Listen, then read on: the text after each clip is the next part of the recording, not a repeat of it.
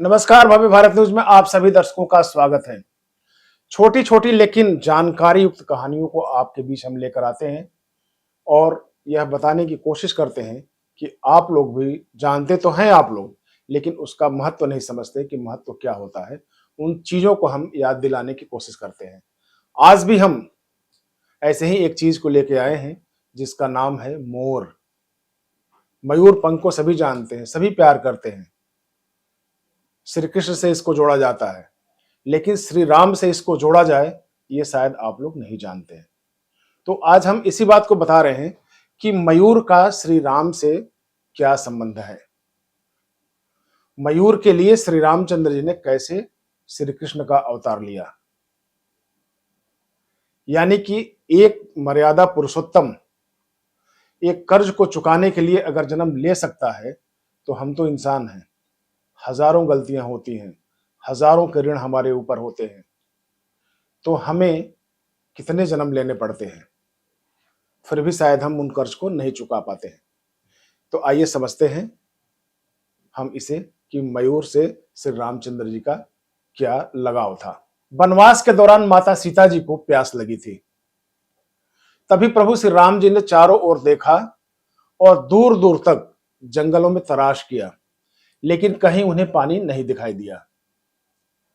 कुदरत से प्रार्थना की कि हे जंगल राज, आसपास जहां कहीं पानी हो कृपया वहां जाने का मार्ग मुझे बताइए, सुझाइए, ताकि हम वहां पहुंच सकें और अपनी भार्या की प्यास को बुझा सके। तभी वहां एक मयूर आया, श्री रामचंद्र जी से कहा, आगे थोड़ी दूर पर एक जलाशय है, चलिए मैं आपका मार्ग प्रशस्त करता हूं, प्रदर्शित करता हूं, ताकि आप वहां तक पहुंच सकें और माता सीता का प्यास वहां से मिले जल से आप बुझा सकें। लेकिन मयूर ने कहा कि प्रभु, मैं तो उड़ता हुआ जाऊंगा और आप पैदल पैदल आएंगे, तो मार्ग में कहीं भूल चूक हो सकती है, कहीं मैं इधर गया और आप उधर चले गए तो बड़ी मुश्किल हो जाएगी, आप भी परेशान हो जाएंगे और मैं भी परेशान हो जाऊंगा।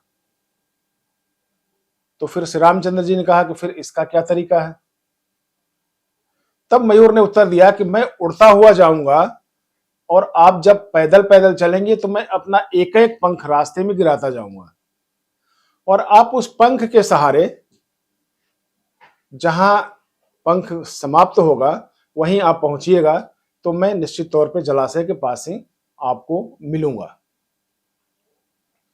और आप इस तरह से जलाशय के पास पहुंच जाएंगे और आपका भी काम हो जाएगा और हमारा भी काम हो जाएगा कि मैं एक प्रभु के काम किसी काम में आया। यह बात तो हम सभी जानते हैं कि मयूर के पंख एक विशेष समय एवं एक विशेष ऋतु में स्वयं ही बिखरते हैं। अगर वह अपनी इच्छा के विरुद्ध अपने पंखों को बिखेरेगा तो उसकी मृत्यु हो जाती है, और वही हुआ भी।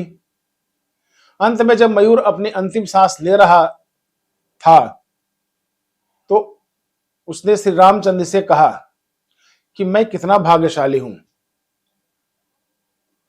कि आप जैसे प्रभु का मार्ग मैं स्वयं प्रशस्त करने यहां पे आया, आपका मार्गदर्शन करते हुए मैं जलाशय में आया और अब मेरी इच्छा पूर्ति हो गई, मैंने आपको देख लिया और आपके किसी काम आया, बस मेरी अंतिम इच्छा आप पूरी कीजिए। और ऐसा कह के उसने अपना प्राण त्याग दिया। श्री रामचंद्र जलाशय के पास पहुंच चुके थे। जल लेने से पहले श्री रामचंद्र जी ने मयूर को अपने गोद में लिया,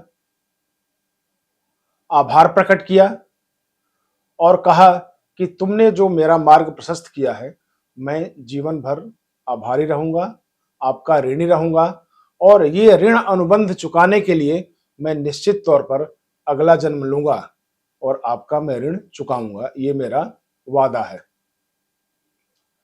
तत्पश्चात अगले जन्म में श्री कृष्ण अवतार में भगवान ने अपने माथे पर मयूर को पंख को धारण किया, वचनानुसार उस मयूर का ऋण उतार दिया। तात्पर्य यह है, घटना तो बड़ी छोटी है लेकिन इसका तात्पर्य बहुत बड़ा है। तात्पर्य यह है कि अगर भगवान को ऋण उतारने के लिए पुनः जन्म लेना पड़ता है फिर हम तो मानव हैं।